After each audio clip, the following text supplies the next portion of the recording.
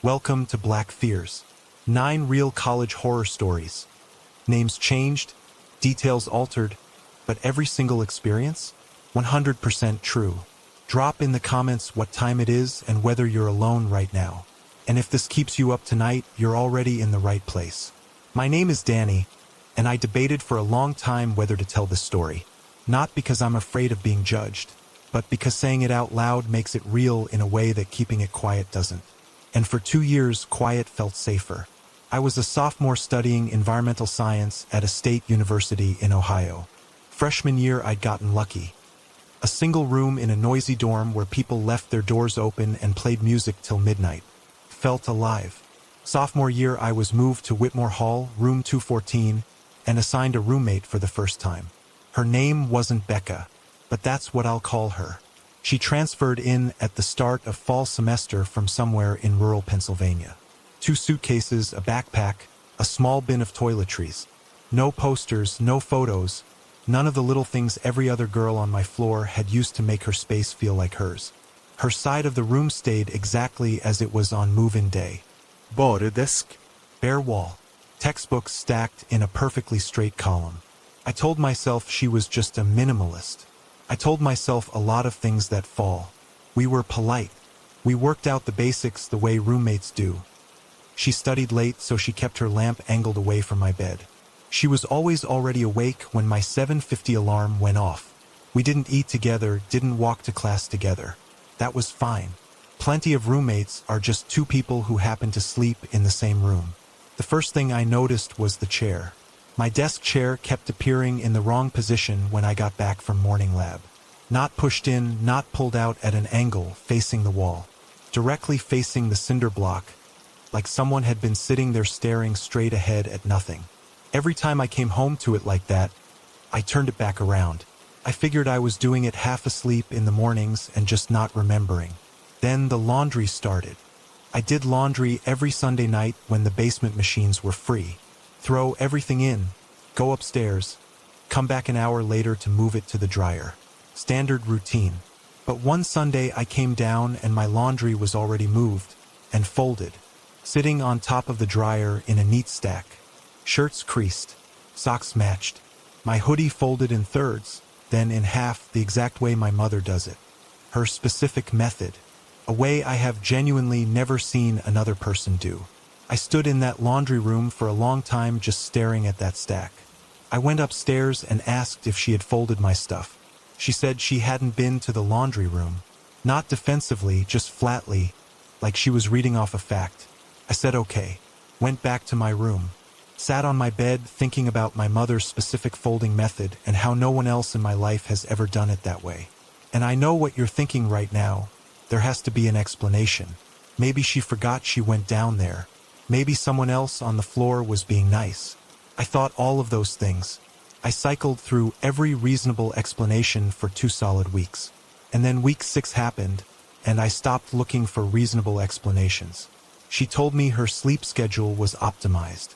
That was the exact word she used, optimized. She went to sleep at 9 p.m. and woke at 3 a.m. Said she was more productive in the early morning hours, that it was something she'd figured out over years. I said that made sense and went back to what I was doing. But I started actually paying attention after that. And what I noticed was this. After 3 a.m., she moved around the room, quietly but consistently, the soft drag of her chair, the click of her keyboard, the careful pull of a drawer. And sometimes, not every night, but enough nights that I started recognizing the pattern. I'd wake up at 4 or 4:30 a.m. and see her sitting completely still at her desk. Not typing. Not reading, just sitting there, facing the window that looked directly at a blank exterior wall 5 feet away. I told myself insomnia takes strange forms. I kept telling myself things. The night everything changed was a Tuesday in October. I woke up and the room was completely dark. No desk lamp, no light through the blinds, nothing. And before I even opened my eyes fully, I felt it, that gut-level awareness of being watched. The kind that hits before your brain has even caught up. Pure instinct. I lay completely still, controlled my breathing, and after maybe 30 seconds, I turned my head toward the foot of my bed. She was standing there, upright, hands at her sides, eyes open, fixed on my face, not swaying, not mumbling, just standing in the dark at the foot of my bed, completely still, watching me sleep. I said her name, quietly. She blinked, looked around slowly like she was figuring out where she was. Then she said, completely flat, "Sorry." I sleepwalk sometimes. Walked back to her bed, lay down. Within 2 minutes, her breathing had evened out. I did not sleep again that night, and I know what people assume, that after something like that you immediately do something. You tell someone, you demand answers, you act. I didn't. I lay there until 6 a.m., got up, went to my 8 o'clock lab, came back and acted like nothing had happened. I started keeping my phone under my pillow with the brightness all the way down because I was scared she'd see the glow and know I was still awake. I pushed my laundry basket against the foot of my bed, so if anyone moved it during the night, I'd hear it. I didn't report it. I didn't tell my RA. I told one friend, vaguely, and she said it sounded like a stressful roommate situation. Stressful roommate situation. What I actually had was someone who folded my clothes the way only my mother does, moved my chair to face a blank wall, woke up at 3 a.m. every single night by design, sat staring at nothing in the dark, and was standing at the foot of my bed watching me sleep. But sure, stressful roommate situation. Here is the part one still can't make sense of, no matter how many times I go back to it. At the end of December, she packed up quietly and was gone one afternoon when I came back from my last final. No goodbye, nothing. A week into January, I got a housing email about my spring assignment, and in the notes it said my previous roommate had submitted a room transfer request in November. November, 6 weeks before the semester even ended. She was the one who wanted out. I've never been able to figure out what that means. Was she frightened by what she was doing at night? Was she aware of it? Was she trying to remove herself for a reason I still don't understand? I don't know. I've looked her up a few times the way you do with people from that part of your life. She has a normal online presence. A LinkedIn, some photos. She looks completely fine. She looks like anyone. But I still think about the laundry more than I think about the night I found her standing there. Because the standing there, I can almost talk myself into a medical explanation for that. Sleepwalking is real. But the hoodie, folded in thirds then in half, my mother's exact method. I never told her anything about home. I never mentioned my mother once. And she folded it that way anyway. My name is Marcus, and I want to be upfront about something before I get into this. I'm not someone who believes in ghosts. I study political theory. I spend my days reading Rawls and Foucault and arguing about institutional frameworks. The supernatural has never had a place in how I understand the world. I'm telling you that now because I need you to understand that what I'm about to describe has no framework I can put it in. And I've tried. I've been trying for 2 years. I was a junior at a small liberal arts college in Vermont. The kind of school where everybody knows everybody. Maybe 1,800 students total, one main dining hall, a quad that the whole campus crosses at least twice a day. If you'd been there for more than a semester, you knew faces. You knew names. You knew who belonged and who didn't. That detail matters more than anything else in this story. It was finals week in November. 5 of us had taken over a study room in the basement of the library, the small one with the whiteboard wall and a rectangular table that fit exactly 6 chairs. We'd been in there since 7 in the evening working through international law prep, and by midnight we were running on bad drip coffee and the specific kind of tired that makes everything slightly unreal. You know that feeling, when you've been staring at notes for so long the words stop looking like words. That's the state we were in when he knocked on the door. One knock, polite. We all looked up at the same time. He was standing in the doorway, maybe 20 years old, medium height, green pullover, jeans, a backpack that had clearly been used for years. Completely unremarkable. The kind of person you pass 100 times on a campus and never register. He said he was prepping for a philosophy exam and asked if he could use the corner of the whiteboard. We said sure, of course, because that's just what you do at midnight in a library basement during finals week. You don't ask questions. You make room. He sat up in the far corner without another word. Didn't introduce himself beyond a first name, something short, common, the kind of name you don't write down because you assume you'll remember it. He kept to himself. drew out what looked like a logic diagram in small, precise print. We went back to our own work. For about an hour, he was just a presence in the corner. Background. The kind of person who blends into a room so completely you stop registering them as a separate thing. That sounds strange to say about a living person, but that's the only way I know how to describe it. He wasn't loud, wasn't distracting, wasn't anything. He was just there. Then at some point my friend, I'll call her Claudette, leaned across the table and whispered, "Do you know him?" And I said, "No, do you?" She shook her head and said something that I've thought about a lot since. She said she felt like she'd seen him around campus but couldn't place him anywhere specific. Not in a class, not at the dining hall, not at a party or a club meeting or walking across the quad. Just around. Like he existed in the peripheral vision of campus life but never quite in the center of it. We let it go. Went back to studying. At around 1:40 a.m., I looked up from my notes and he was gone. No sound of the door.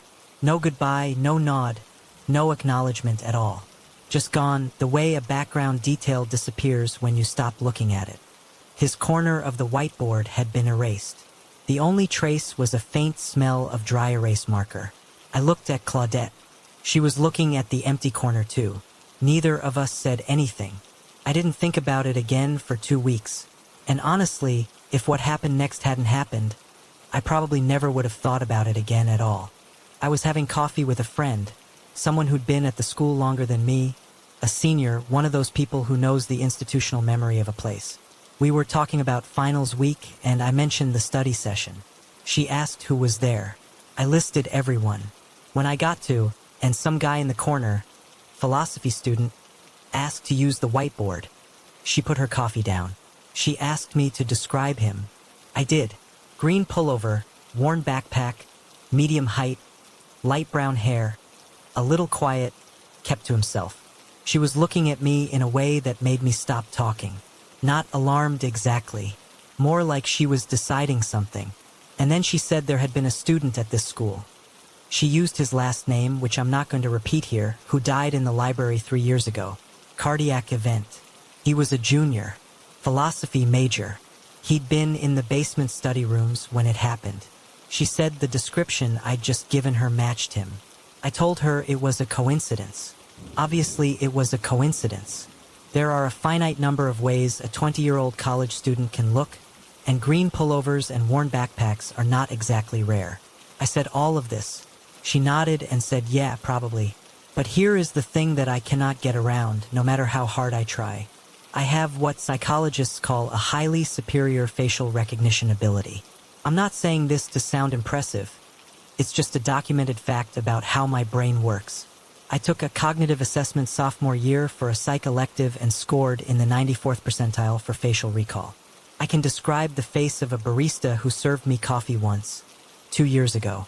I can tell you the exact features of every professor I've had, every person I've sat near in a lecture hall, every face that has passed through my field of vision with any kind of sustained attention. I cannot picture his face. I have tried specifically and deliberately more times than I can count. I can see the green pullover. I can see the worn backpack sitting on the floor next to his chair. I can see his hand moving across the whiteboard in small, careful strokes. I can see the erased corner he left behind. I can reconstruct that entire room in detail, the table, the chairs, the bad overhead light, Claudette's coffee cup, the stack of notes in front of me. Where his face should be, there is nothing. Not a blur. Not a vague impression. Just nothing, the way there's nothing when you try to picture a room you've never been in. A complete absence where a face should exist. I've read about this. There's a condition called prosopagnosia, face blindness, where people genuinely cannot recognize or recall faces. I don't have it. I've been tested. My facial recall works perfectly for every other person I've ever met. It has never failed me before or since. Only him. Only that face in that basement room on that night. I've also read that some people theorize that certain kinds of trauma can selectively disrupt memory encoding, that your brain sometimes refuses to store something it can't categorize. I'm not sure I believe that either, but I find myself returning to it more than I'd like to admit, because it's the closest thing to an explanation I've found. Claudette and I talked about it once, about a month after the coffee conversation with my friend. She remembered him being in the room. She confirmed the green pullover, the backpack, the whiteboard. But when I asked if she could picture his face, she went quiet for a moment and then said she wasn't sure. Said she remembered the impression of him more than the specifics, which is normal for most people encountering a stranger for a few hours. It's not normal for me. I graduated last spring. The library basement is one of the things I think about when I think about that school, and I think about it differently than I think about anything else from those 4 years.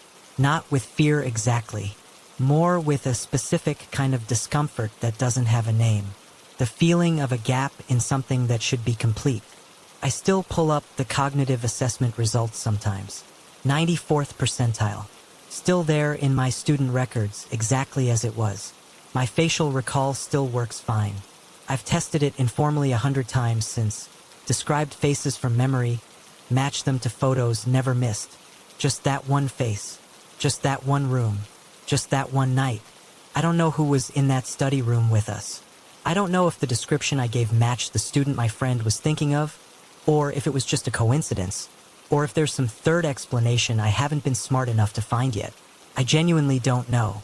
What I know is that 5 people were in a room together for almost 2 hours, and one of them left no face in anyone's memory. He left a diagram on a whiteboard.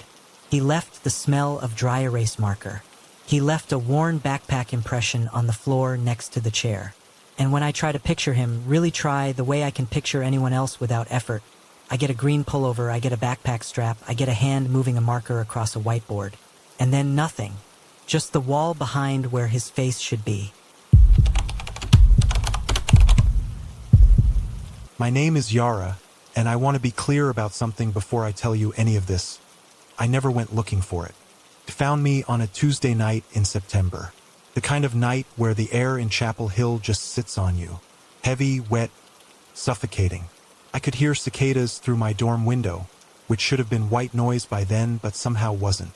I was lying on my bed half watching a video about meal prepping on a college budget when my phone buzzed. You've been added to 779-0042. I figured it was one of those giant freshman group chats. The ones where someone adds 300 people, notifications flood your phone for a week straight, and then it just dies. I almost closed the app. Almost. But there was no welcome message. No, hey everyone, introduce yourself. No pinned syllabus or RA contact info. Just a group name that looked like a phone number, and 11 members including me, all usernames, all random strings of letters and numbers. No real names. No profile pictures. Nothing. I scrolled up through the history. Every Wednesday, exactly 11:23 p.m. Every single week since the semester started. And every message was one word. Here, here, here. 11 people. Every Wednesday night. Just confirming they were alive. No conversation before it, nothing after. Just those one-word check-ins sitting there in the chat. Quiet and spaced out. Like something was being counted. I should have left the group right then. I know that now. Instead, I screenshotted it, sent it to my roommate with a question mark, and she told me it was probably some weird club thing and to go to sleep. So I went to sleep. The next Wednesday, I forgot about it completely. Then, at 11:22 p.m., my phone lit up. Here, here, here. One by one, all within the same 60 seconds. Like it had been drilled. I watched the notifications stack up and felt this slow, cold curiosity settle in. Before I could talk myself out of it, I opened the chat and typed, "Here." Nobody said anything back. The chat went quiet again, the same way it always did. I lay there in the dark, turning it over in my head. The week after that, I did it again. And by week 3, something strange had happened. I had started to look forward to it. 12 people checking in together at 11:23 p.m. felt oddly warm when you were a freshman 3 states from home and still figuring out which dining hall had the better pasta. Week 5 was different. At 11:23, the check-ins came in like normal. But after the last here, a location pin dropped into the chat. No text above it. No explanation. I tapped it and the map loaded. A point on the north edge of campus, near the old utility infrastructure. Near what upperclassmen called the steam tunnels. Then one line appeared below the pin. Same place. Don't be late this time. That phrasing stopped me cold. Not meet here. Not see you all. Same place, like everyone already knew exactly what that meant. Don't be late this time. Like there had been a last time. Like I had walked into the middle of something that had been going on long before I arrived. I sat with my phone in my hand for a long time that night. I went to campus safety the next morning. Showed the officer the screenshots, explained how I'd been added without knowing anyone in the group. Walked him through the check-ins and the pin drop. He was polite, nodded in the right places, wrote something down. He asked if I felt I was in danger. I said I didn't know. He said they'd look into it. I never heard back. What I did instead, what I probably should not have done, was go to the university library and ask the archivist in special collections whether there was any documented history of the steam tunnels. She gave me the look that archivists give freshman girls who are clearly not there for a class assignment. But she pulled up the finding aids anyway and pointed me toward a box of disciplinary records from the 1970s that had been digitized but never properly sorted. I found it on my third afternoon of looking. A report dated March 1978. 3 pages, typed on paper that had gone yellow and dry. It described a student disciplinary inquiry following what the university called unsanctioned ritual conduct in the underground utility corridors on the north end of campus. Every individual name was redacted, thick black bars. But the details were specific enough to make my chest tighten. Recurring gatherings, midweek, late at night, a rotating group of 11 participants, and a single designated role described in the clipped administrative language of 1978 as the recorder of presence. Not a member, not a participant, just the one who documented that the others showed up. 11 participants, a recorder of presence. Here is the part that still bothers me more than anything else. More than the location pin. More than the 1978 report. More than the fact that campus safety never followed up. I was checking in for 3 weeks before anyone noticed I wasn't supposed to be there. 3 Wednesdays. 33 words from them. 3 from me. And not once did anyone say a single thing to me. No, who are you? No, how did you get in here? Nothing. Just silence on either side of my here.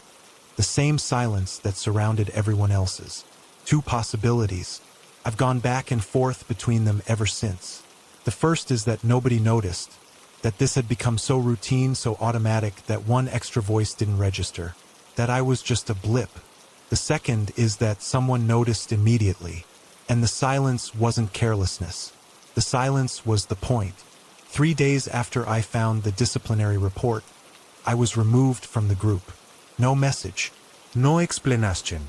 I opened GroupMe one afternoon and 779-0042 was just gone. Like it had never existed. I still have the screenshots. I've looked at them more times than I want to admit. I tried searching the number format, whether 779-0042 corresponded to anything registered in North Carolina. It didn't match any active number in any directory I could find. A librarian in the university's digital humanities department told me, when I described it without too much detail, that some campus organizations in the 60s and 70s used internal numbering systems for unofficial groups. Ways of identifying themselves without names that could be traced. She said it was common practice for groups that had reason to stay quiet. I'm 19. I came here to study environmental science. I thought the strangest thing that would happen to me this semester was figuring out laundry without turning everything gray. But I keep coming back to that phrase in the 1978 report, the recorder of presence. I keep thinking about what that role actually means. Not a member, not someone who participates, just the one who makes sure the count is right. I keep thinking about the pin drop, same place, and what it says about whoever wasn't there the last time. I don't know what those 11 people were doing. I don't know if the 1978 group and the current group are connected by anything more than a location and a Wednesday. I don't know if anyone went to the tunnels that night. What I know is this. I got added to a group I wasn't supposed to be in. I stayed because it made me feel less alone. A pin dropped near a place that appears in a 50-year-old disciplinary report. I told someone official and nothing happened.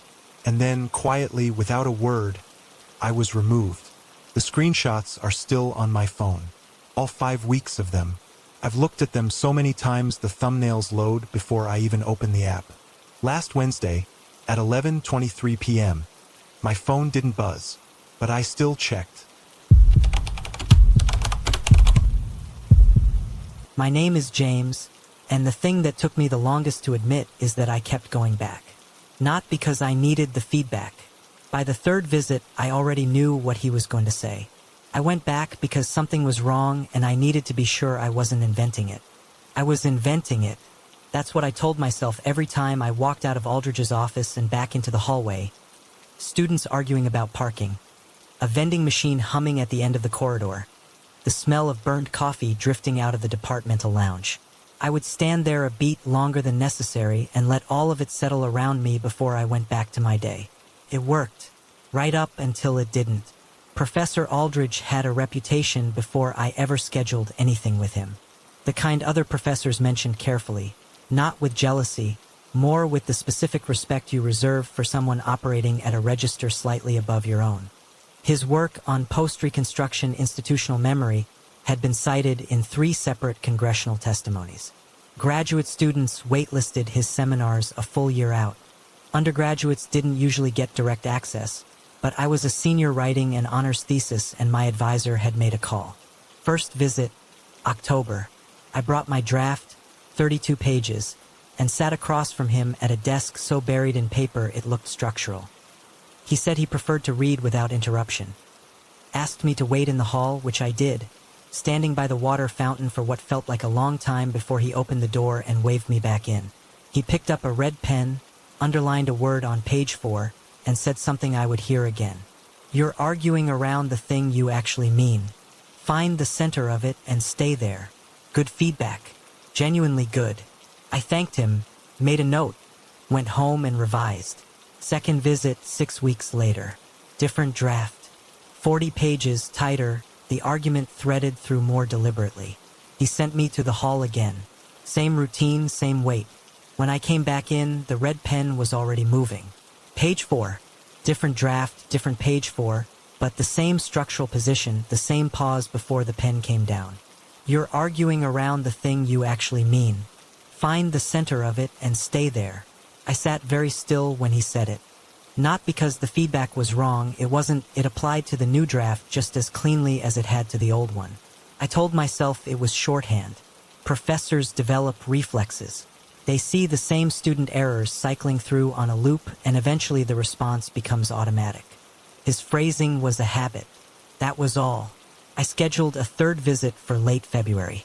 I arrived at 4:45, 15 minutes before his office hours ended. The door was cracked. I knocked and pushed it open and found the room empty, or almost. His chair was turned away from the desk, facing the window that looked out onto the faculty parking lot.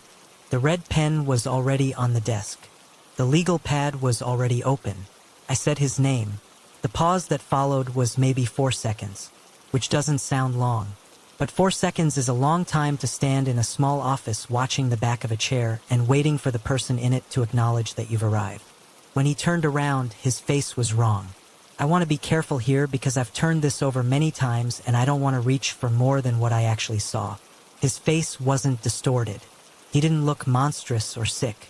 It was more subtle than that. His expression arrived in the wrong order, like watching someone reconstruct a familiar look from its components rather than simply having it. The eyes settled first, then the set of the mouth, then the slight forward tilt that signals attention. Each piece is correct. The sequence is off by something I couldn't name. For 2 full seconds, I was looking at a face that was still becoming Aldridge rather than already being him. Then it was completed, and he looked like himself. "James," he said, "sit down." He sent me to the hall as usual. I stood by the water fountain and stared at the exit sign above the stairwell. When he opened the door and waved me back in, I sat down and watched his hands more than his face. The way he set the pen down after underlining was careful in a way that felt recently learned, like a gesture he was still calibrating. You're arguing around the thing you actually mean. Find the center of it and stay there.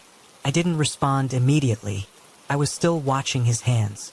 Then he said something that wasn't part of any script. Don't come back after dark. No office hours end at 5. Now the building gets locked up. After dark. He said it to the desk, not to me, quietly, the way you say something you've been holding for a while and finally decide to release. By the time I processed it and looked up, he had already turned back to his papers. I walked out. Vending machine. Burned coffee. Parking argument somewhere down the hall. I stood there longer than usual. His faculty page had a standard headshot. The kind every department posts and never updates. Fluorescent lighting, neutral background, the slightly uncomfortable smile of someone who would rather be reading. I had looked at it before scheduling my first visit without really seeing it. Now I looked. The man in that photo was not the man I had been sitting across from. Not different in the way photos go stale.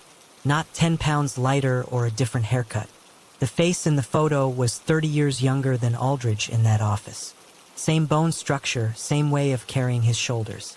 But the age was wrong by decades. I checked the upload date. Current academic year. 9 months ago. I went to the library and asked for archived departmental newsletters. Alumni offices send them out a few times a year, faculty updates, conference mentions, reception photos. I found one from 2019. Aldridge was in the back row at some event, slightly turned, holding a glass. The face matched the headshot. Young, sharp, present. Then I found one from this past September. Welcome back reception, first week of semester. Aldridge in the front row. And the man standing there was the one from his office. The one whose face had assembled itself while I watched. 4 years between those two newsletters. 30 years between those two faces. I went back further. Pulled every newsletter I could find going back to 2009. In the early ones, he looked exactly like the faculty headshot. The same face that had been uploaded 9 months ago as his current photo. Consistent through 2019. Then a gap, 2 years with no events and no photos, which made sense given everything that happened during that period. When the photos resumed in 2022, the man in them was older. Decades older. The face I recognized from his office. So the university had uploaded 9 months ago a photo of a man who no longer looked like that. Either nobody had noticed or somebody had chosen it deliberately. I couldn't find a version of either explanation that felt comfortable. By spring, he was gone. Medical leave, the department administrator told me. She delivered it with the practiced neutrality of someone repeating a line they've been given and nothing more. I asked if he'd be returning in the fall. She said she couldn't speak to that. His faculty page wasn't scrubbed overnight. It happened the way these things actually happen at universities. Slowly, in pieces, over the course of several weeks. First, the seminar links went dead. Then the publications list stopped loading. By mid-April, the bio had been replaced with a single line. Professor Aldridge is currently on leave. For thesis advising inquiries, please contact the department chair. The page itself stayed up, just hollowed out, the way a building stays standing after everything inside has been removed. I emailed the department chair twice. Got a form response both times. I finished the thesis without him. My original advisor stepped back in and we got it done by April. It was the best work I'd done in 4 years. I argued directly for the thing I actually meant and I stayed there all the way through, which is the only feedback that ever lodged itself somewhere permanent. That part still sits with me. That whatever was wrong in that office, whatever the sequence of that face meant, whatever the gap in those photographs was measuring, the advice was right. Every time. He read the work and found the same weakness in the same amount of time and named it the same way, and the diagnosis was accurate all 3 times. I don't know how to factor that in. I've tried and the math doesn't come out clean. What I know is this. 3 visits. Same feedback. Same pen. A face that took 2 seconds too long to be a face. A warning that used the word dark when late or evening would have done the same practical work. A photograph time-stamped 9 months ago showing a man 30 years younger than the one I sat across from. A faculty page that emptied out gradually through the spring like water draining from something with a slow leak. I graduated in May. I haven't been back to that building, but I still have the draft from the 3rd visit. His red mark is on page 4. The underlined word is center. I've thought about what it means that the word he kept returning to, visit after visit, draft after draft, was that one. Not an argument, not structure, not clarity, center. Like he was trying to tell me something about where to stand when everything around you stops making sense. My name is Lexi, and I want to say something before anything else. I did everything right. I know how these stories usually go.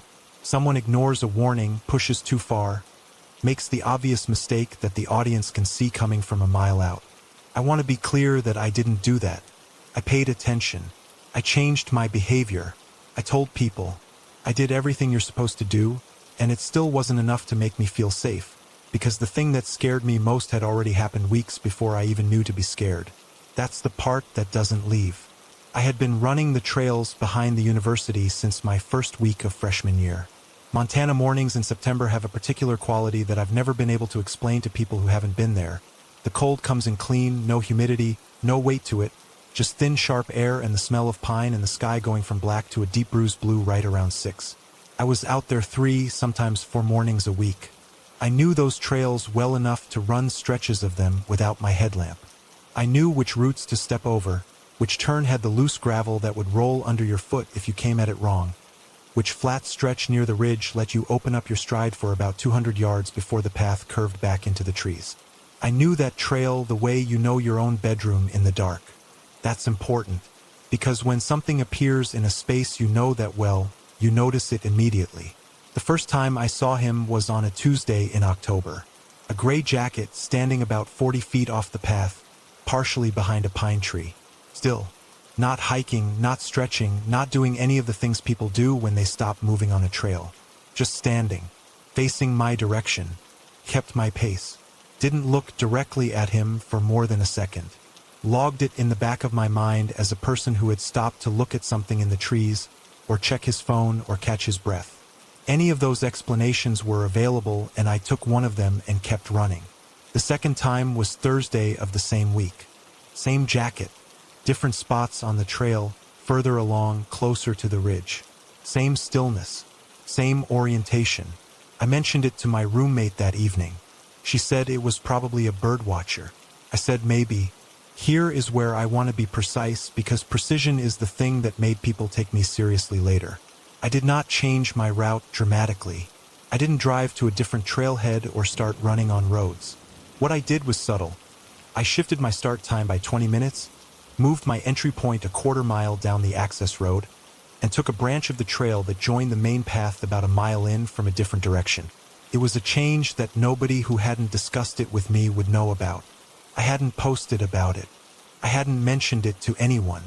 I made the decision the night before in my own head, and I executed it the next morning. He was there, not in the same spot, not standing in exactly the same posture, but the gray jacket was visible through the trees about 60 feet to my left, roughly 12 minutes into the run, at a point on the alternate route that he could not have reached from the main path without already knowing I was going to be there. I turned around and walked back to my car. I did not run. I kept my breathing even and my pace steady, and I did not look back more than twice, which is a kind of discipline I had not known I possessed until that morning. I called campus safety from the parking lot. They sent someone out to look at the trail and found nothing. No one matches the description. No signs of anyone having stood in the areas I indicated. The officer was kind. He wrote things down. He told me to call again if it happened again and to consider running with a partner. I stopped running alone for 3 weeks. 3 weeks is a long time when running is the thing that keeps your head level. I ran on the campus fitness track instead, in the middle of the day, surrounded by people, and it wasn't the same. The track is a loop.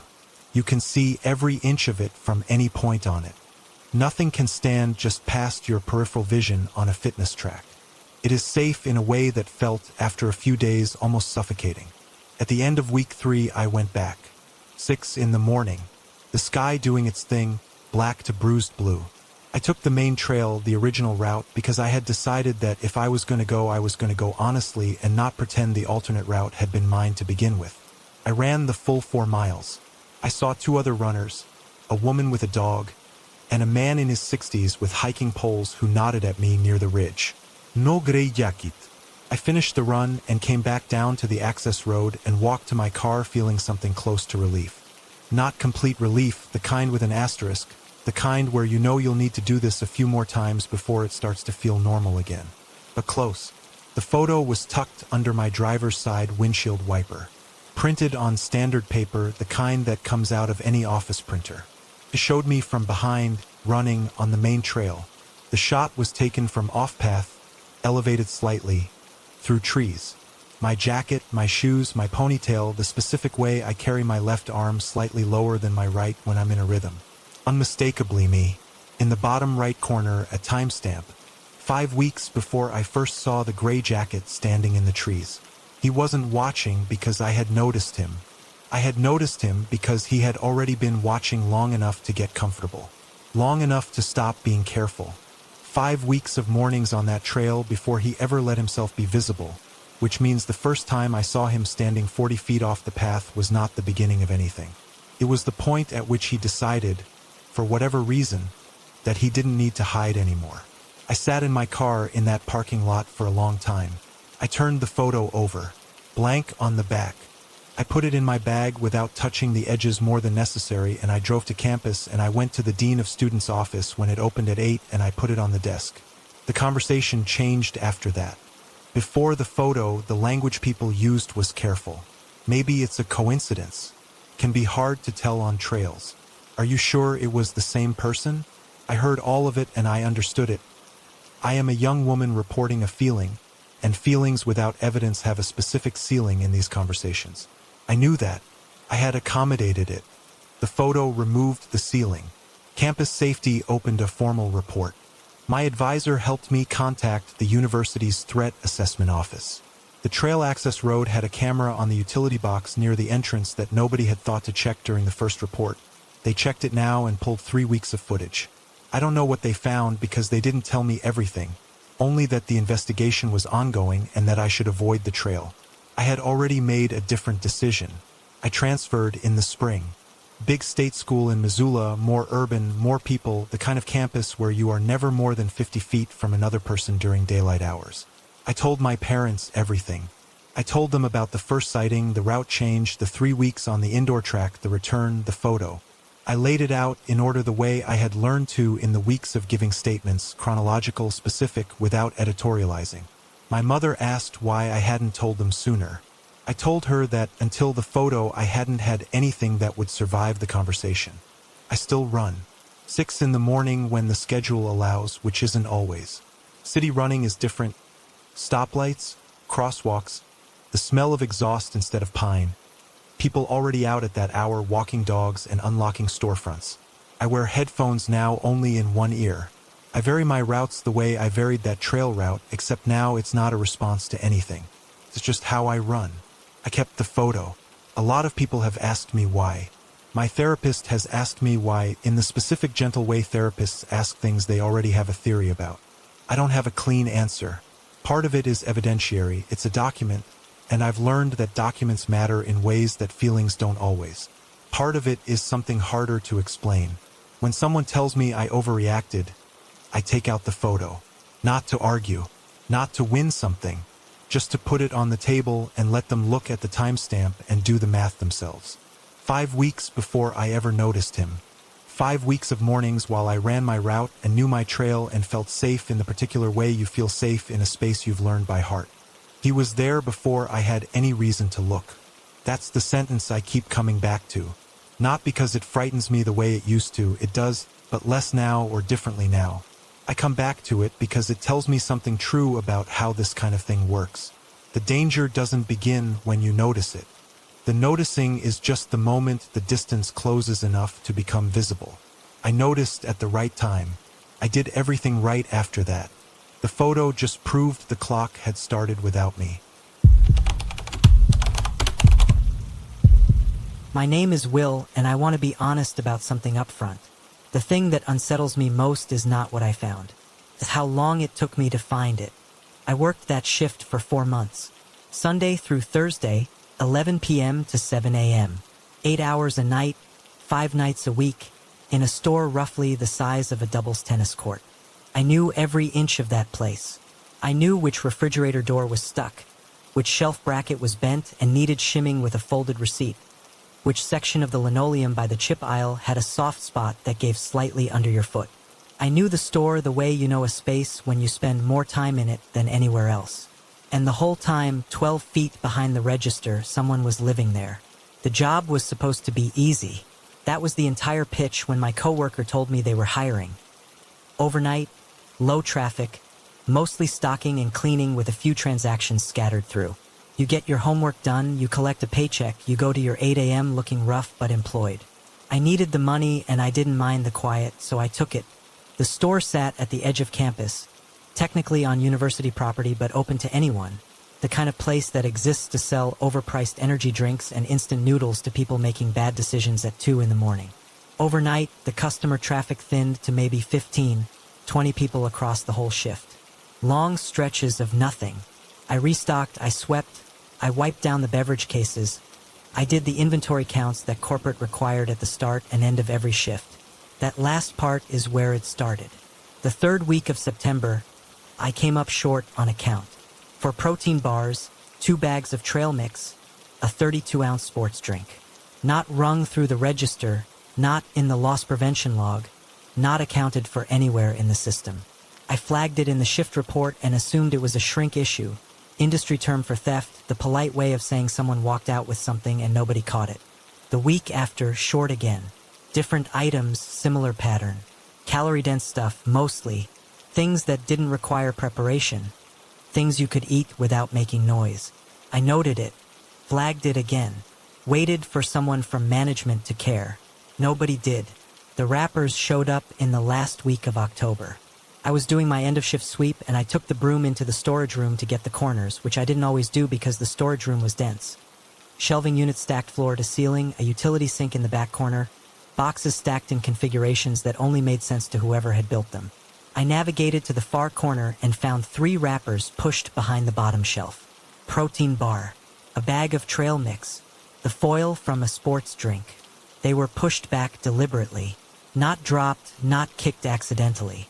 Set behind the shelf leg, out of the sight line of anyone standing in the doorway. I stood there for a moment looking at them. My first thought was a rat. Rats will drag food wrappers into corners, though they don't typically fold them. My second thought was that one of the day shift employees had been eating back here and hiding the evidence from the cameras. Both explanations were available and both were more comfortable than the third thought, which I didn't let myself finish. I took the wrappers out, noted them in the report, and finished my shift. I started leaving the storage room light on after that. I told myself it was so I could see better when I needed to go back there. That was partially true. The panel was something I never would have found if the corner box stack hadn't shifted. First week of November. A delivery had come in during the day shift and whoever stacked it hadn't anchored the boxes properly. By the time I came in that night, the top 2 had slid and one had fallen behind the shelving unit against the back wall, and I had to pull the unit out slightly to retrieve it. When I did, the gap between the shelving and the wall was wide enough for me to see the baseboard panel clearly for the first time. It didn't look wrong exactly. It looked like every other baseboard panel in the room. Same material, same color, painted over the same number of times. But the seam on one side was wider than it should have been, and there were faint scuff marks on the floor in front of it. The kind you get from something being opened and closed repeatedly. I crouched down and pressed on the right edge of the panel. Pivoted. Not a hinge exactly. More like it had been cut free on 3 sides and the left edge was being held against the wall by its own weight. When I pushed the right side in, the left side swung out into the room, and behind it was a gap in the wall about 18 inches wide that opened into a dark corridor running parallel to the back of the store. I did not go inside. I stood up, walked back to the register, and stood behind the counter for a long time. The store was empty. The refrigerators hummed. The soft spot in the linoleum gave slightly under my left foot. After about 10 minutes, I went back with my phone flashlight. The corridor was narrow and low-ceilinged, the kind of space that exists in old buildings between the finished interior and the exterior wall. A maintenance passage, unmarked, with conduit running along the ceiling and a concrete floor that had never been painted. It ran about 20 feet before ending at a cinder block wall. In the far end of it, against the wall, a sleeping bag, rolled and banded with a hair tie, for empty water bottles, nested. A plastic bag from our store containing 2 more protein bar wrappers and a crushed sports drink bottle. A phone charging cable coiled beside the water bottles, the USB end neatly wrapped. though there was no phone and no charger block. And on the ground next to the sleeping bag, a student ID. I picked it up. The photo was a young man, dark-haired, the expression that everyone has in their university ID photo. Slightly startled, like the camera caught them mid-thought. The name I'm not going to repeat here. The ID number was still legible. I took a photo of it with my phone and set it back where I found it and backed out of the corridor and closed the panel and walked to the register and called my manager. He didn't answer. It was 3:15 in the morning. I called campus security instead. They ran the ID number while I waited. The student it belonged to had officially withdrawn from school 8 months ago. Not transferred, not on leave. Withdrawn. No forwarding address on file with the registrar. His university email had been deactivated. His campus housing access had been revoked the same week as the withdrawal. Officially, he had left. Campus security swept the corridor that night and found no one. They took the sleeping bag and the bottles as evidence and noted the entry point and told me not to use the storage room alone until the panel had been secured. Facilities came 2 days later and screwed the baseboard panel shut with 4 2-inch screws and put a motion sensor camera in the storage room pointed at the back wall. I finished out the semester. I needed the money and I told myself the camera made it fine, which was mostly true. But I never went into that storage room alone after that night. When I needed something from the back, I waited until a customer was in the store, so there was at least another person on the floor, or I propped the door open and stood where I could see both the corridor entrance and the front of the store simultaneously. I started leaving the storage room light on for the entirety of every shift rather than just when I was back there. The light was visible under the door from the register. I liked being able to see it. What I keep returning to is the timeline. 8 months since the official withdrawal. For months since I started working the shift. Which means that for the first 4 months, whoever had been back there had been sharing that building with a different overnight employee. Someone who had apparently never noticed or never flagged anything, or perhaps had simply done the same thing I did for the first 3 weeks and found a comfortable explanation and stopped looking. The inventory discrepancies in the loss prevention records went back 6 months. Nobody had followed up on them. I've thought a lot about what those overnight shifts must have looked like from inside that corridor. The hum of the refrigerators audible through the wall. The occasional customer, muffled voices, the door chime, the light under the storage room door switching off when the overnight employee decided the back was clean enough and went to sit behind the register until morning. 12 feet. That's the distance from the back wall of the storage room to the front of the register counter. On a quiet night, you could hear someone breathing at 12 feet if the refrigerators cycled off at the same moment. I don't know how many quiet nights there were. I don't know if he was in there on the nights when I thought I was alone. I don't know where he went after campus security cleared the corridor, or whether the withdrawal 8 months ago was a choice or something that happened to him, or what a person's life looks like when a maintenance corridor behind a convenience store is the most stable option available. I left the light on. Every night for the rest of the semester, from 11 to 7, that storage room light stayed on. It was the only thing I could think to do that felt like both caution and something else. I'm still not sure what to call it. My name is Sophie, and I need to tell you something that still makes my hands shake when I think about it.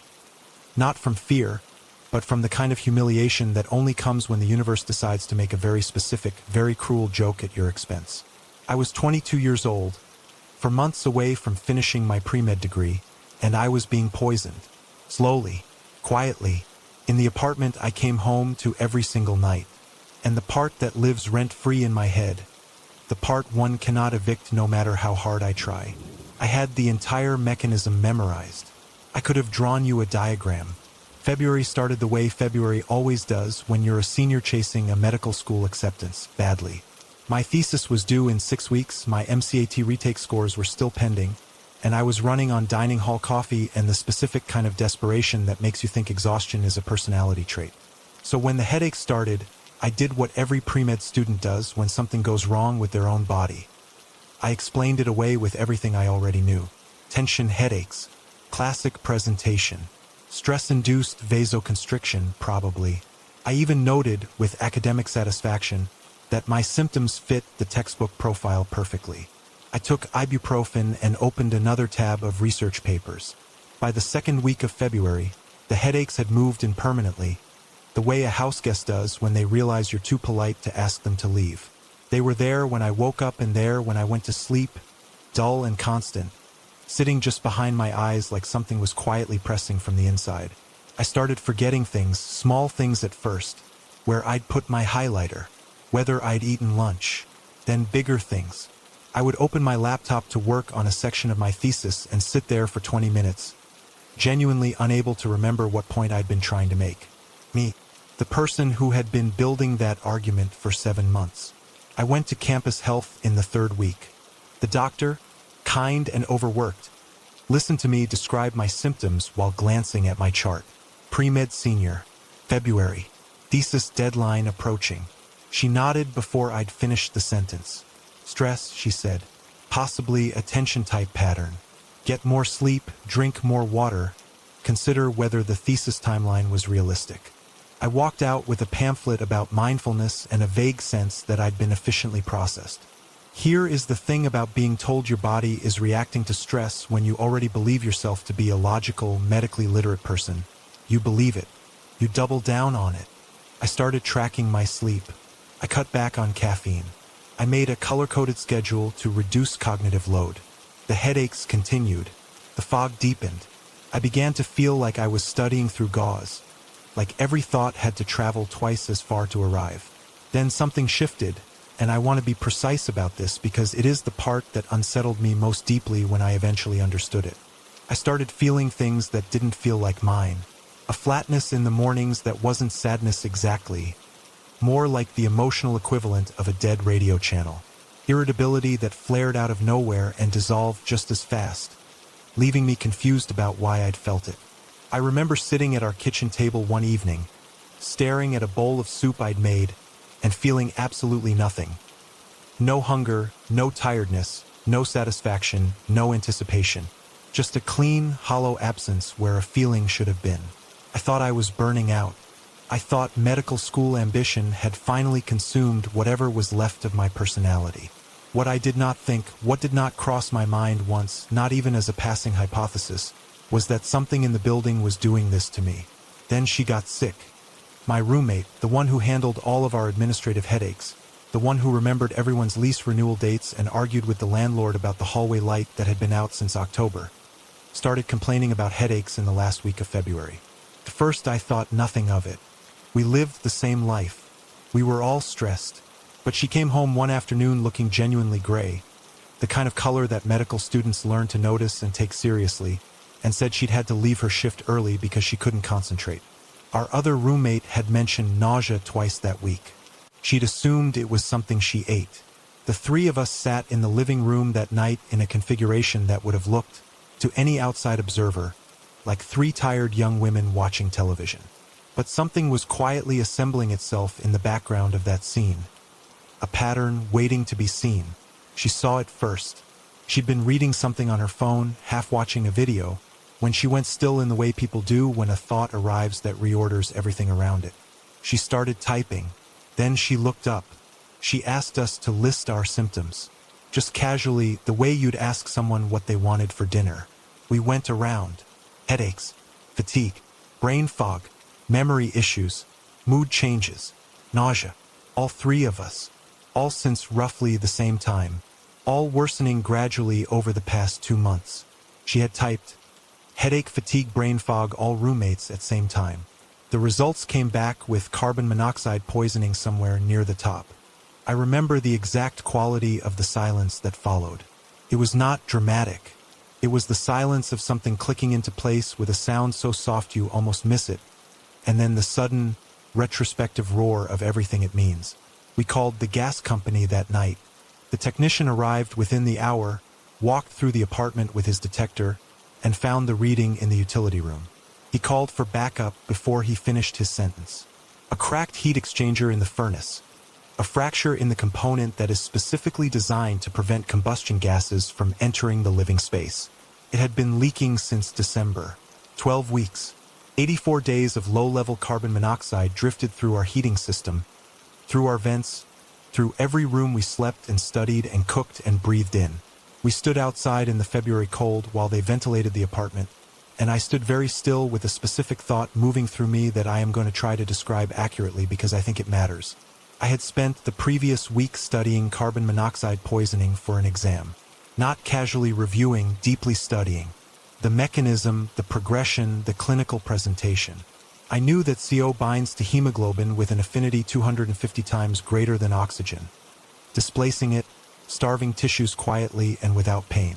I knew that symptoms at low chronic exposure levels include headache, fatigue, cognitive impairment, mood changes, and memory disruption. I knew that it is called the silent killer specifically because it produces no odor, no visible sign, no alarm unless you have a detector, and that its early symptoms are so effectively indistinguishable from stress and illness that it is routinely misdiagnosed. I had written those exact words in my study notes. Routinely misdiagnosed due to nonspecific symptom presentation. I had the profile memorized, and I had been living inside the profile for 3 months, and the distance between those two facts is something I have never fully been able to close. The thing I keep returning to, the thing I've turned over more times than I can count, is not that I missed it. People miss things that are happening to them. Doctors miss their own diagnoses all the time. There's even a name for it, the phenomenon of being too close to a problem to see its shape. What stays with me is the specific texture of how I missed it. I didn't just fail to consider CO poisoning. I actively constructed an alternative explanation and defended it, to myself and to a physician, with the confidence of someone who believed they were being rigorous. I was using my medical knowledge to be more efficiently wrong. Every framework I reached for, stress response, burnout, tension, headache, was real, was plausible, and was consistent with some of what I was experiencing. And so it functioned as a wall between me and the correct answer. There is a concept in diagnostic reasoning called anchoring, the tendency to fix on an initial explanation and filter subsequent information through it rather than against it. I had anchored on stress before I'd even consciously formed a hypothesis. The anchor held for 3 months. It held through worsening symptoms. It was held through a doctor's visit. It held until someone without a medical vocabulary simply typed our symptoms into a search bar and let the pattern speak without a filter in front of it. I think about that a lot when I consider what kind of doctor I want to be. How knowledge, accumulated carelessly or applied without humility, can function as a closed door rather than an open one. How the fluency that is supposed to make you useful can, under the wrong conditions, make you certain in exactly the wrong direction. How sometimes the person in the room without the degree sees the thing the person with the degree has arranged not to see. We replaced the furnace. We bought 3 CO detectors. My symptoms cleared within weeks of leaving the apartment, the cognitive fog lifting the way a weather system does. Not all at once, but incrementally, until one morning I woke up and my thoughts were just my thoughts again, moving at normal speed, arriving where I sent them. I passed the exam. I knew the material was cold. And every year since, when I teach early clinical students about the importance of a complete exposure history, about asking where someone lives and what heats their home and whether their symptoms started in winter, I start the same way. I tell them about the woman who had the mechanism memorized. I tell them how the knowledge sat in her notebook and the poison moved through her walls simultaneously, and how one had nothing to do with the other because knowing something and seeing it in yourself are 2 entirely different skills, and only one of them will make you a doctor worth trusting. My name is Corbin, and I study the way buildings hold intention. How a doorway placed 3 inches narrower than standard makes a body feel subtly unwelcome. How ceiling height changes the quality of thought in a room. How architecture is never neutral, never accidental, never just wood and plaster arranged without meaning. I have spent 6 years learning to read buildings the way other people read faces. I missed the door for 8 months.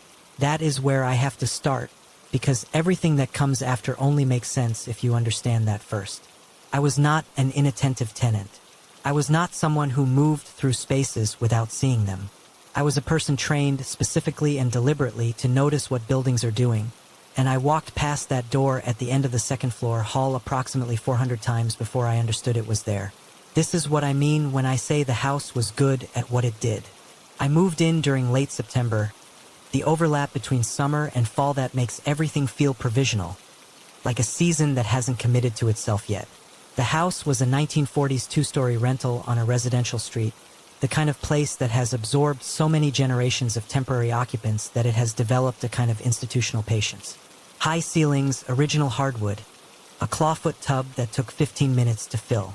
The landlord, older, precise in his speech, the type who answered every question with exactly enough information and nothing more, walked me through the first floor, pointed out the water shutoff valve and the breaker panel, and handed me 2 keys on a plain ring. I remember asking whether there was anything I should know about the place. He said it was solid. That was the word he used. Solid. I signed the lease that afternoon. The second floor had 3 rooms and a hallway. My bedroom at the near end. A bathroom in the middle. A study I used for my drafting table and architectural models. The hallway ran the length of the floor, and at the far end of it, past the study door, past a radiator that clanked every morning at 6 with the reliability of an alarm clock, the wall met itself in what I registered without registering as a corner. Not a door. Corner. The trim was continuous. The paint was the same flat cream as everything else. There was a small wooden shelf bracket mounted just beside it, the kind you find in old houses where someone once kept a lamp or a plant, and that bracket, I now understand, was doing an enormous amount of work. It gave the eye somewhere to land. Said, "This is a wall with a detail. Move on." I moved on. For 100 times, approximately. The door opened in May. I was carrying a box of architectural drawings from my car. Oversized tubes, awkward to manage on stairs, and I came around the corner of the hallway moving faster than I should have been, and the door at the end was open. Standing open, not ajar. Fully open, flat against the interior wall, in the way of a door that has been opened deliberately and left. I stood in the hallway and looked at it for a long moment. Then I set down the box. The room behind it was small, maybe 9 feet by 11, carpeted in a short brown pile that was the color of something that had once been another color and given up. No window. A single bare bulb on a pull chain hanging from the center of the ceiling, which was low enough that I had to angle my head slightly upon entry out of instinct, though I wasn't tall enough to actually need to. A folding metal chair, the kind you see at community meetings, open and positioned in the center of the room facing nothing. And along the back wall, on a shelf that ran its full width, 14 composition notebooks. Black covers. No labels. Arranged with a spacing that was not random, even deliberate, the spacing of someone who returned to them regularly and replaced them in the same position each time. Pulled the chain. The bulb came on. I stood in the light and looked at the notebooks and understood, in the specific way that spaces communicate to people willing to listen, that this room had been used very seriously for a very long time. The first notebook I opened had a date in the upper right corner of the first page. A January 11 years before I was standing there. Below it, in a handwriting that was small and consistent and gave nothing away stylistically, was a time. 6:14 a.m. Below that, 2 words I won't reproduce exactly but which described a mundane domestic action. Getting dressed or making coffee or something of that register. Then another time. Then another notation. The entire page was this. Time, observation, without commentary, without interpretation, without any visible emotional content at all. The handwriting didn't change across entries. It didn't become more urgent or more careless. It maintained its precision the way a professional instrument maintains its calibration. I sat down on the folding chair in the center of the room and turned pages. 11 years. The entries were not daily. There were gaps, sometimes weeks, occasionally a month. But they were consistent across a span of 11 years, documenting times, locations within an implied geography, behavioral patterns, arrivals and departures, routines. No names anywhere in any notebook I opened. Pronouns only, and not consistently even those, often just the verb alone. Left at 7:40. Returned at 6. Did not leave. Lights off at 10:15. By the time I set the last notebook down, the light outside the single hallway window had changed. I had been in the room for a long time. I called the landlord that evening. He arrived the next morning, came upstairs without being directed, as though he knew exactly where to go, and stood in the doorway of the room for a moment before entering. He looked at the notebooks on the shelf. He looked at the folding chair. He did not look at me. Then he picked up the notebooks, all 14 in 2 stacks, with the practiced efficiency of someone who had expected to retrieve them eventually, and walked back down the hallway. I followed him downstairs and asked everything I needed to ask. He answered some of it. The room had always been there. The The previous tenant had been a long-term occupant. The notebooks were a private matter and would be handled appropriately. When I asked him whether the previous tenant was the one being watched or the one doing the watching, he stopped at the front door and held the 2 stacks of notebooks against his chest and said that was not something he was in a position to clarify. Then he left. That night I did what I always do when a building refuses to give me a direct answer. I went to the drawings. I pulled the county assessor records, the historical permit filings, the original construction documentation that most people don't know is public record if you know where to look. It took me 2 days to find what I was looking for, and when I found it, I sat with it for a long time before I understood what I was feeling. The 1948 blueprint, the original architectural drawing filed before the house was constructed, before a single board was laid or a single nail driven. I scaled the 2nd floor against my memory of the actual space, verified the dimensions against the room I just cataloged from memory using techniques that are second nature after 6 years of spatial training. The room was on the blueprint, not as a storage space, not as a utility closet, dimensioned, positioned, and labeled in the handwriting of whoever had drafted the original plans. A room, complete and intentional, with its own designation that I will not repeat here because it used a word that changed the quality of everything I understood about the house. The door had been designed into the building before the building existed. The space had been conceived with a purpose. Whatever had eventually unfolded in that carpeted room under that pull-chain bulb, whether it was a watcher or a watch who finally sat in that folding chair across 11 years of careful notation, the architecture had been ready for it since 1948. Here is the thing about buildings that I try to explain to my students when they are early in their training and still inclined to think of structures as neutral containers. A building is a decision made permanent. Every room is an argument for something. Every door placed or withheld is a statement about what the architect believed should happen in that space, who should be able to enter, who should be contained, who should be able to see, and who should remain unseen. Buildings do not just house behavior. At their most deliberate, they anticipate it. They make certain things easier and other things harder. They shape what is possible inside them before anyone arrives to live that possibility out. I have never been able to determine who built the original house. The architect of record on the 1948 filing is a name that traces to a firm dissolved 2 years after construction. Records not preserved. I have looked, periodically when the question resurfaces, in a seminar, in a student's question about spatial ethics, in a dream that deposits me back in that hallway looking at what I had been trained to read as a corner. I look again. The landlord has not returned my calls since that morning. The house has new tenants.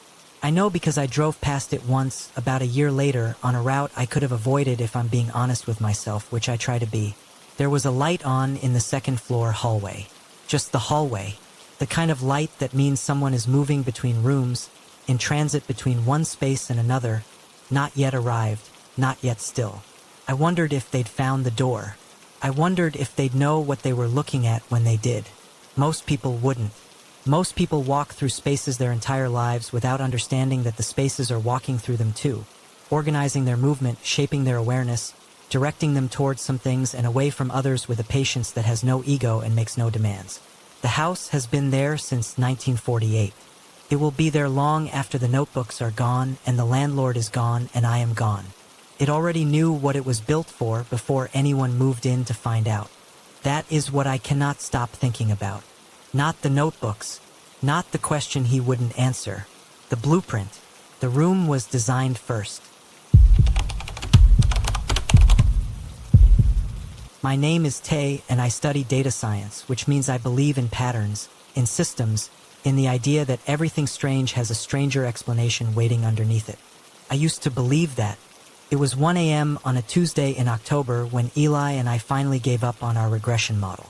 We'd been in the study lounge since 8, surrounded by cold coffee cups and printed datasets, and when we walked out into the lobby, Eli said goodnight the way he always did. Quick, unbothered, already scrolling through his phone before the elevator doors closed.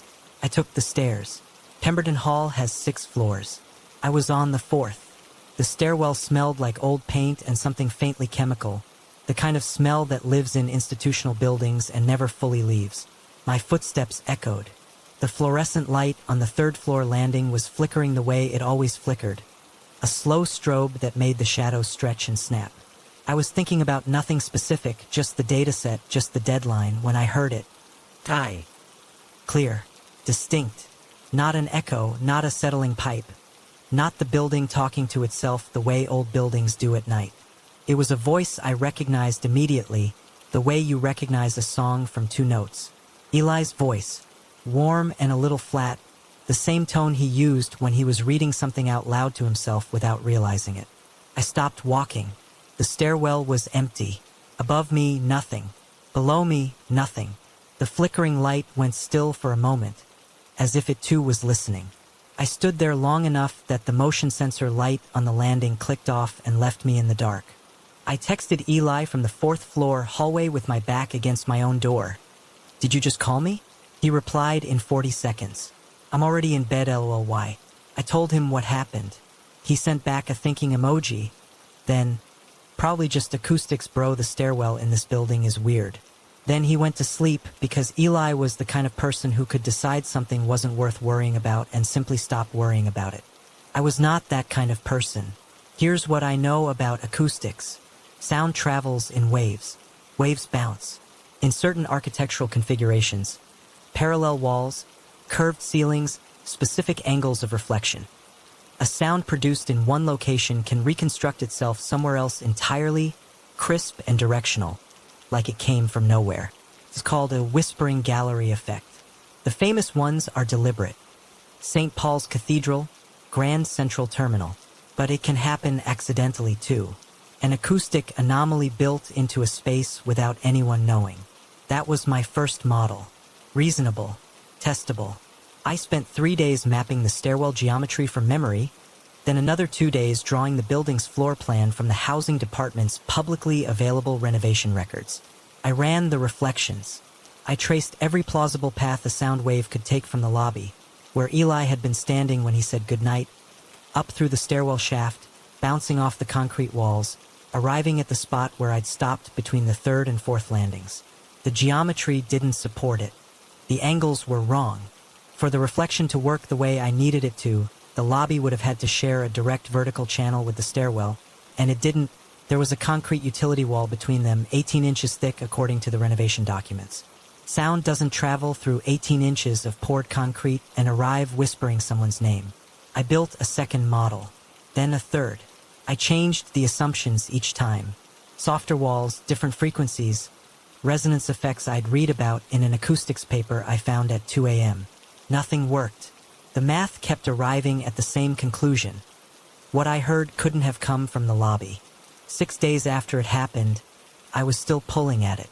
I'd started researching the building itself, Pemberton Hall, built 1961, renovated twice, unremarkable history of maintenance requests and housing complaints. I found the building's entry in a local architectural survey. I found old photographs. I found a Reddit thread about the best study spots on campus. And then, on page 3 of a Google search I'd constructed out of desperation, Pemberton Hall Strange Acoustic Stairwell, I found the forum. It was a housing review site, the kind that students use to rate their dorms before move-in.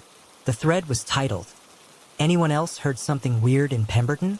Posted at 1:08 a.m., a Tuesday in October. 4 years before the night I stood in the dark with the motion sensor light clicking off above me. I read it twice before I let myself believe what I was seeing. The first post was brief. A student, username deleted, account gone, described walking up the stairwell alone at night and hearing their roommate's voice say their name. Clear. Distinct. The roommate had been in their room, hadn't called, hadn't texted. The student described stopping on the landing between the 3rd and 4th floors. They described the flickering light. The replies came from other former residents. Not many, 8, maybe 10, but each one specific. Each one describes the same stairwell, the same hour, the same floor, the same experience. A familiar voice, their own name, no source. One person had heard their mother. One person had heard a friend who had died the previous spring. Nobody had an explanation. Nobody had followed up. The thread had sat untouched for 4 years, logged at 1:08 a.m. on a Tuesday in October, and then gone quiet. I am a data scientist. I build models for a living. I understand that correlation isn't causation, that pattern recognition is also the name of the cognitive bias that makes humans see faces in wood grain and hear words in white noise. But here is what I cannot model away. The timestamp, the same night of the week, the same hour, not approximately, exactly. 1:08 a.m. I have checked my phone records. I walked into the stairwell at 1:04. I would have been between the third and fourth floors at approximately 1:07, 1:08. The location. Every person in that thread described stopping between the third and fourth floors. Not because the voice seemed to come from there, because that was where they heard it and stopped walking. The voice. Not a stranger's voice. Not an ambient sound misinterpreted as language. Always a voice they knew. Always their name. I don't know what to do with this. I've tried. I spent 2 weeks building models that don't work and reading papers that don't apply and staring at a floor plan that gives me nothing. There is no acoustic explanation. There is no rational framework I can construct that makes the timestamp coincidence acceptable instead of disturbing. So I have stopped trying to find one. I still live in Pemberton Hall. I still take the stairs sometimes, but not at 1 a.m., not on Tuesdays in October. Not because I'm afraid, exactly, more because I've decided there are questions that deserve to stay open, and this is one of them. I am a person who believes in patterns, and the pattern here is clear. I just don't know what it's measuring. You've been listening to Black Fears. If the story stayed with you, it's supposed to. Subscribe, share it with someone who won't sleep tonight, and come back next week. Because whatever's waiting in the next episode, it doesn't get easier.